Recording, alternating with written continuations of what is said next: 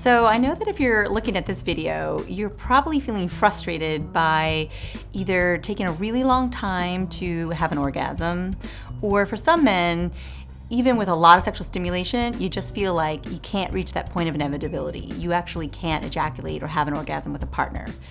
And so I'm here to express some of the reasons it can look that way. I think for many men, it may have to do with medication side effects. Commonly, we associate antidepressants, in particular the SSRIs, with what we call sexual induced dysfunction, which typically can look like delayed ejaculation as well as some decreased libido. So it's important to realize if this change is in timing with a medication, either increase or starting something new, that absolutely may explain this new symptom.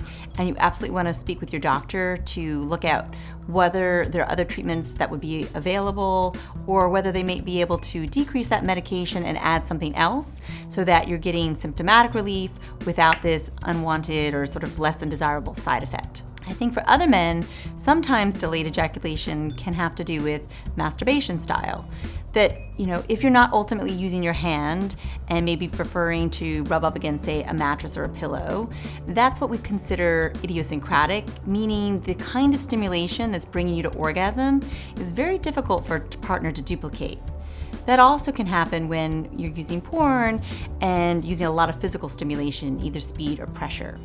So I often have clients experiment with using their non-dominant hand just to get a sense of, be more conscious of exactly what kind of stimulation they're using to see whether or not, if they're feeling really frustrated and can't make it work with their non-dominant hand, that may be an additional factor.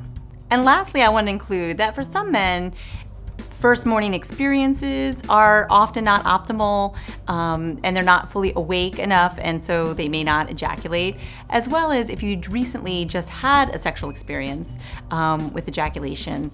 Because of what we call the refractory period, it's sometimes too soon to have another experience where you're going to be able to be fully erect and ejaculate. Above all, regardless of the reason that you may be having delayed ejaculation, don't get sucked up into the frustration, because that in and of itself will hijack your arousal and the whole experience for you and your partner.